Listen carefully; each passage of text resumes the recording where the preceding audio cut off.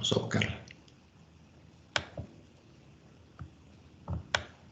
Esto no. Vamos a cerrar esto. Vamos a buscar. Acá está.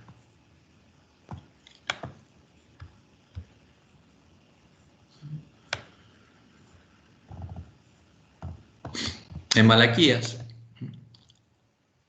al hablar del tiempo de la última generación, Dios habla de esto. Entonces, en Malaquías 4, cuando habla del tiempo de angustia, pero dice, antes que llegue el tiempo de angustia, en Malaquías 4:5, ve aquí, yo os envío el profeta Elías antes que venga el día de Jehová grande y terrible. Entonces, ¿cuál es el día de Jehová?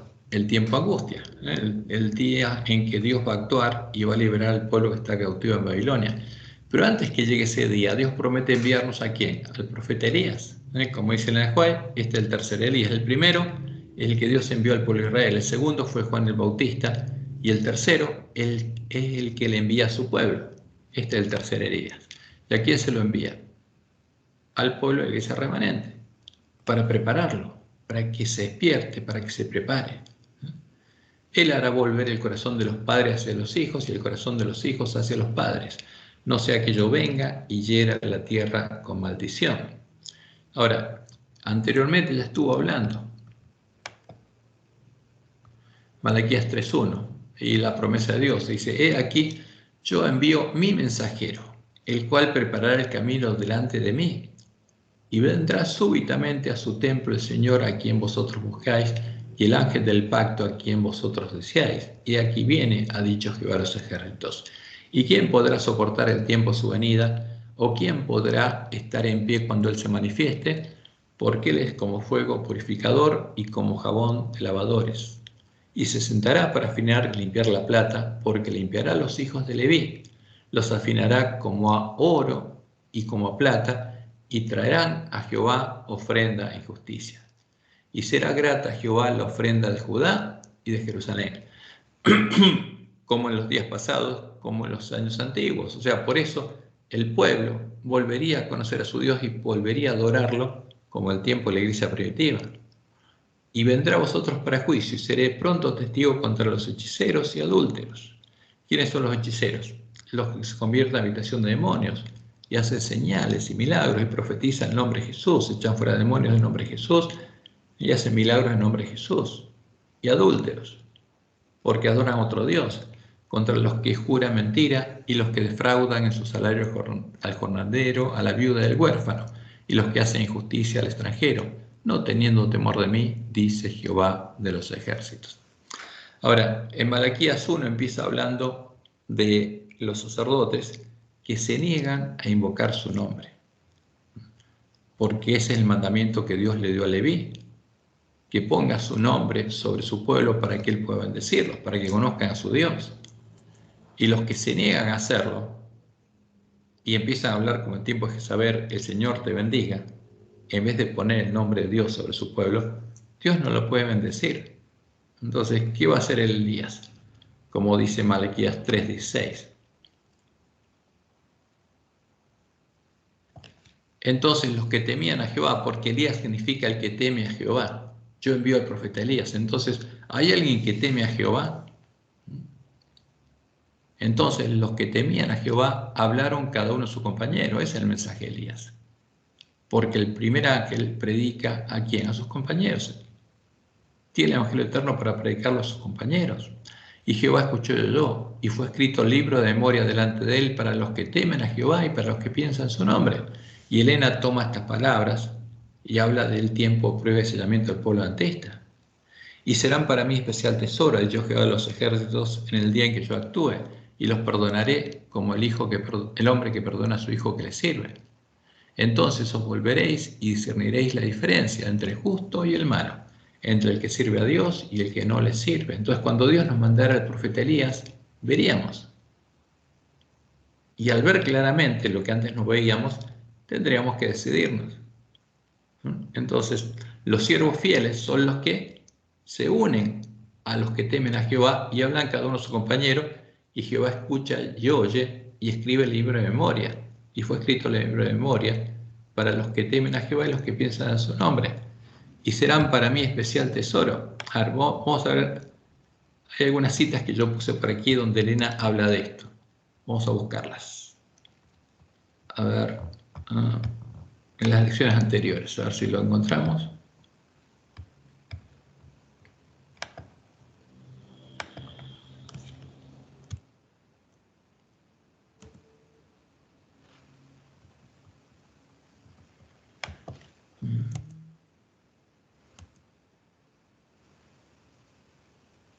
Aquí está la cita.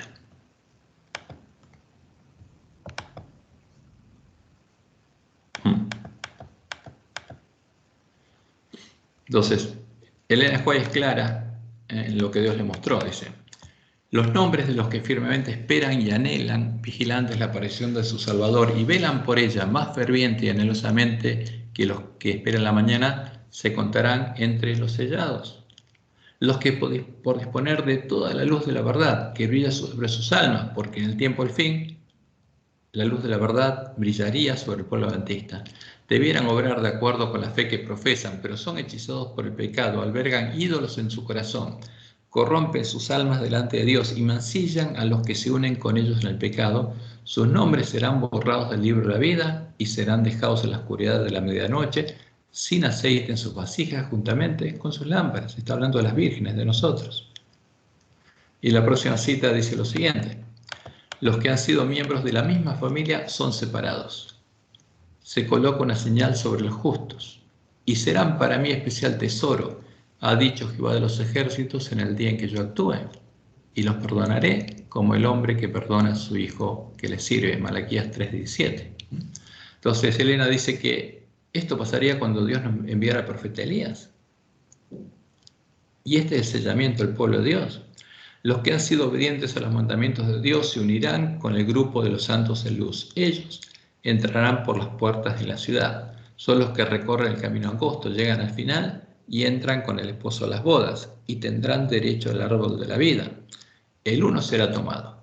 Su nombre estará en el libro de la vida, mientras que otros, está hablando de adventistas, con los cuales se asoció, tendrán la señal de la eterna separación de Dios. Evento de los últimos días, página 220, o Testimonios para los Ministros, 234 y 235. Entonces, esto es lo que Dios dijo pasaría con el pueblo adventista. Ahora, ¿quiénes son los siervos fieles? ¿Quiénes son los que hacen la obra del mensaje, predican el mensaje de los tres ángeles de sus hermanos? Son los que temen a Jehová, ¿no?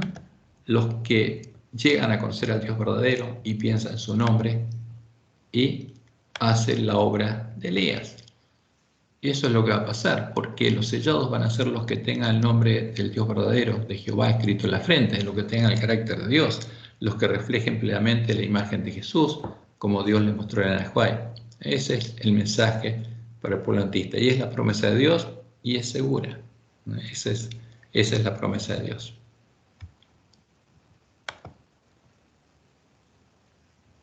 Bueno, de ahí viene el nombre de valdenses, pero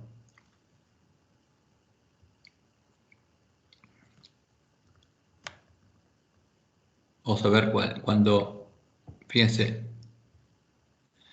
Pedro Baldo vivió entre 1170 y 1177, en el siglo XII, y un siglo después terminaron de destruir a los valdenses, porque los asesinaron a todos. Entonces los valdenses no son los que hablan nuestra lección, eso es falsa profecía. Pero bueno, la semana que viene vamos a dedicarnos a ver la verdad de la profecía, cuál es la verdadera profecía. A ver, volvamos a Skype. ¿Qué pasó? Aquí estamos.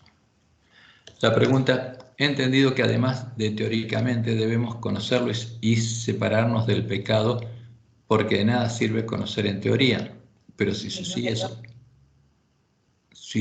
obedeciendo sus mandamientos. Y sí, ahora, el tema es el siguiente: nosotros, como Jesús dice, somos árboles malos que no podemos dar fruto bueno, o sea, no podemos guardar la ley de Dios. Como dice el autor de Hebreos, en Hebreos 11, ¿qué pasaba con el pueblo de Israel? Iba al templo, Dios lo perdonaba, lo justificaba, pero como no lo podía transformar a imagen de Jesús, no podía escribir su ley en la mente y el corazón de su pueblo, ese pueblo seguía pecando. Y Dios, por misericordia, seguía teniendo abierto el santuario para que fuera el pueblo a pedir perdón y él pudiera limpiarlo. O sea, la puerta de la gracia estaba continuamente abierta. Ahora, ¿qué pasaría si Dios escribe su ley en nuestra mente y en nuestro corazón y nos transforma en árboles buenos? Como dice Jesús, un árbol malo no puede dar fruto bueno y un árbol bueno no puede dar fruto malo. Entonces es la promesa de Dios. Cuando Dios restaure, digamos, lo que tenemos escrito en nuestra mente y corazón, lo transforme o lo restaure al estado original con la que creó el hombre y creó a Satanás, cuando su ley está escrita nuevamente en nuestra mente y nuestro corazón, ahí vamos a reflejar plenamente la imagen de Jesús. Y esa es la promesa de Dios. Eso es lo que Él prometió que va a pasar en la mesa de los panes, la proposición, que son panes sin levadura ungidos con aceite. Nosotros somos panes con levadura. Si Dios nos transforma en panes sin levadura ungidos con aceite, recién ahí vamos a reflejar plenamente la imagen de Jesús, como dice en el Juan. Sí, nos dará un corazón nuevo y pondrá espíritu nuevo entre nosotros y ahí escribirá su ley. Ahora, mientras tanto, como Él anunció, Él nos ayudaría a andar en sus caminos y guardar sus preceptos y ponerlos por obra. Porque Él nos va a guardar, prometió guardar todas las inmundicias que tenemos adentro. Si nosotros, como nos enseñó Jesús, cada día vamos a Él y pedimos que venga a reinar en nosotros. Entonces, en el camino angosto, mientras hacemos la voluntad de Dios, y por eso el autor de Hebreos dice en Hebreos 4 que el que entra en su reposo reposa sus obras, porque ya no anda en sus caminos, anda en otro camino. Si nosotros andamos en nuestros caminos, y vamos a seguir haciendo nuestras obras y dando los mismos frutos. Ahora, el que entra al reino de Dios, por eso es lo hermoso del Evangelio del reino de Dios, y empieza a andar por ese camino, siendo guiado por Dios cada día, va a poder recorrer las pisadas de Jesús por el poder de Dios, porque Dios prometió que Él va a hacer esa obra.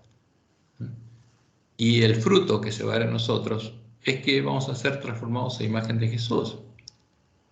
Y eso es lo que estaba pasando en medio de la iglesia primitiva. Y es lo que tiene que volver a verse ahora. Por ejemplo, vamos a la promesa de Dios.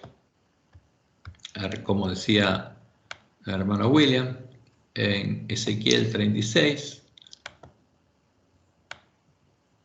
Dios promete, es una de las formas en las que está prometido el nuevo pacto,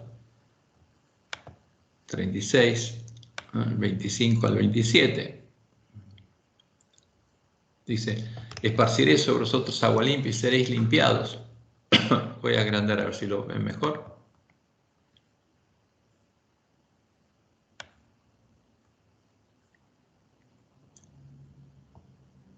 Esparciré sobre vosotros agua limpia y seréis limpiados de todas vuestras inmundicias y de todos vuestros ídolos os limpiaré. Fíjense, es lo que Él va a hacer. Por eso Jesús dice, yo soy la vid y mi Padre es el labrador. ¿Quién nos va a podar a nosotros? ¿Quién nos va a perfeccionar? El que lo perfeccionó a Él. Os daré corazón nuevo y pondré espíritu nuevo dentro de vosotros. O sea, corazón nuevo y una mente nueva. Y quitaré de vuestra carne el corazón de piedra y os daré un corazón de carne. Y pondré dentro de vosotros mi espíritu. Voy a estar yo adentro, mi presencia. Y haré. Fíjense, esta es la promesa de Dios, que con su poder Él va a hacer que podamos andar en sus estatutos y guardar sus preceptos y ponerlos por obra. Con el poder de Él. Por eso Pablo dice en Romanos 8, después de decir en Romanos 7, que encuentra que en Él está escrita la ley del pecado, pero que con el poder de Dios no hay ninguna condenación a los que andan conforme al Espíritu, porque si el Espíritu de Dios los guía, ellos pueden andar en las pisadas de Jesús, seguir las pisadas de Jesús, mientras Dios los transforma a imagen de Jesús. Esa es la promesa. Y la promesa de Dios es que eso va a pasar. Fíjense, la promesa de Ezequiel 36, 23 es la que se va a cumplir durante el fuerte pregón.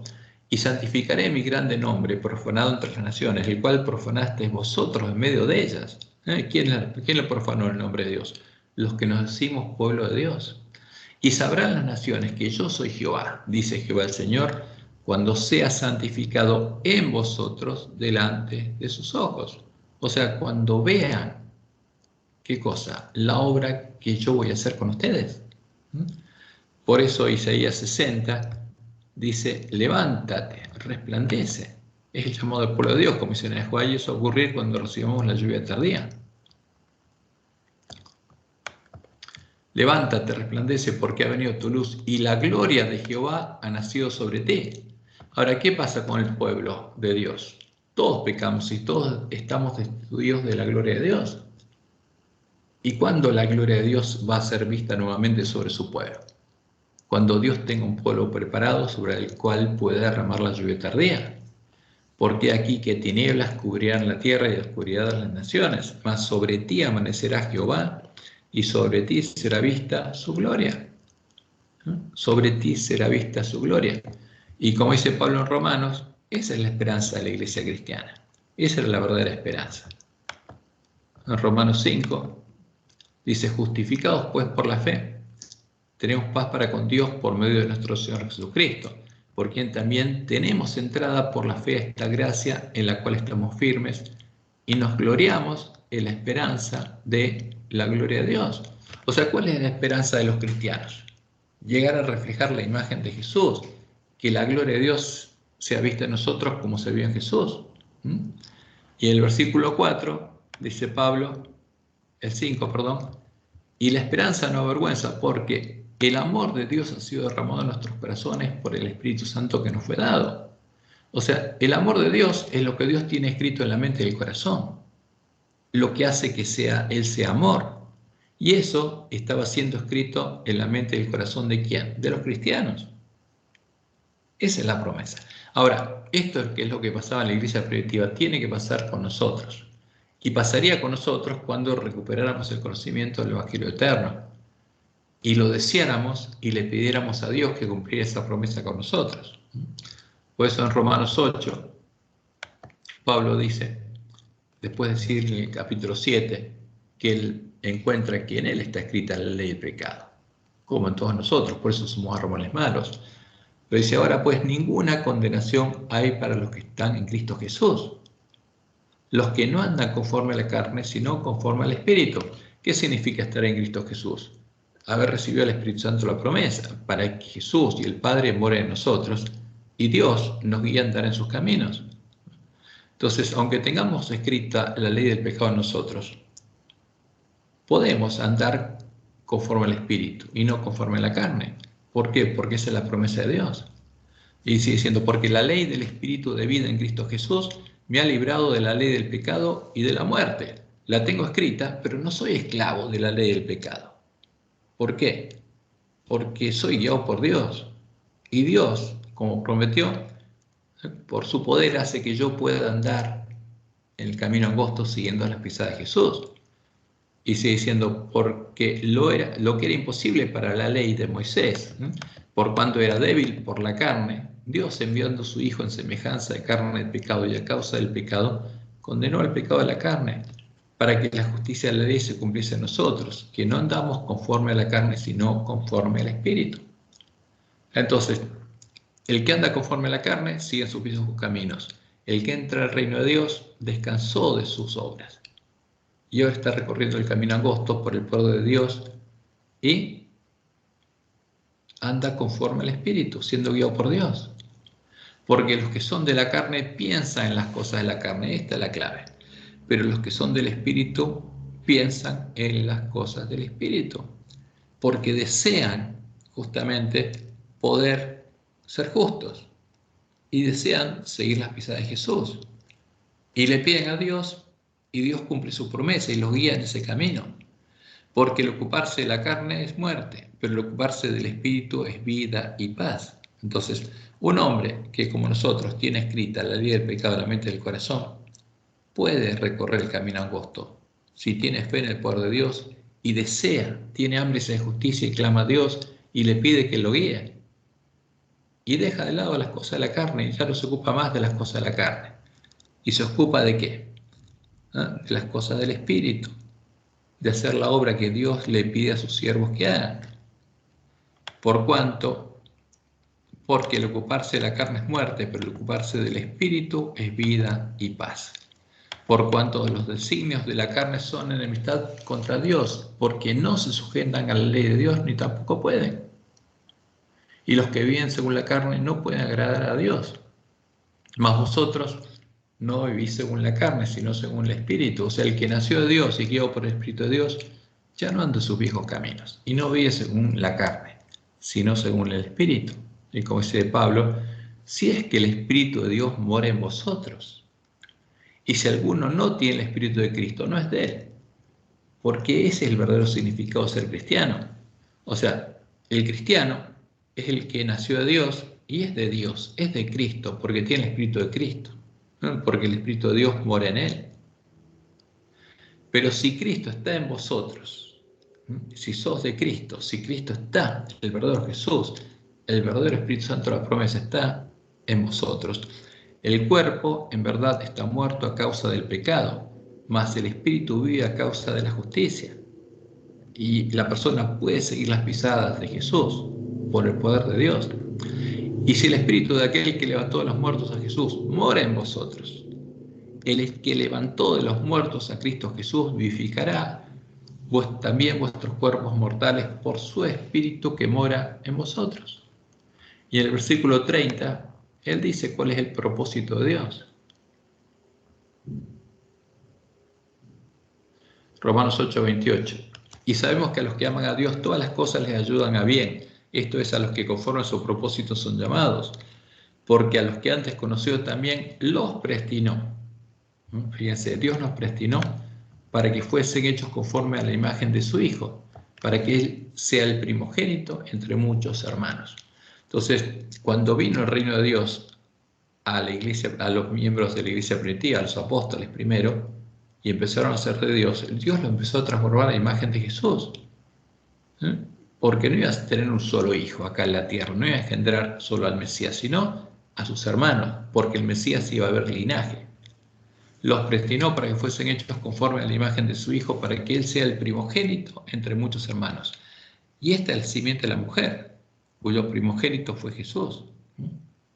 Y esa es la promesa para nosotros, que los 144.000 también van a ser parte de la simiente de la mujer. Como dice en el Juez, los que reciban el sello del Dios vivo y sean protegidos en el tiempo de angustia, deben reflejar plenamente la imagen de Jesús. ¿Y cómo se hace eso? Es el fruto del reino de Dios. Es el fruto de oír el verdadero evangelio y conocer al Dios verdadero y tener hambre y sed de justicia y recorrer el camino angosto que Dios le mostró en el Juez hasta llegar a la ciudad de Dios, hasta que Dios nos transforma en imagen de Jesús. Y a los que predestinó, a estos también llamó, y a los que llamó, a estos también justificó, y a los que justificó, a estos también glorificó. Ese es el Evangelio del Reino de Dios, ese es el Evangelio del Reino que tenemos que predicar. Y que, lamentablemente, en nuestra iglesia se está negando, porque está predicando el falso Evangelio. Y se dice que esto no es posible, negando justamente las palabras del Evangelio del Reino de Dios, negando la promesa de Dios, negando el verdadero Evangelio. Pero bueno, eso es lo que Dios dijo que iba a pasar. Por eso, Él iba a enviar a siervos fieles para que le den el verdadero alimento a tiempo a sus hermanos.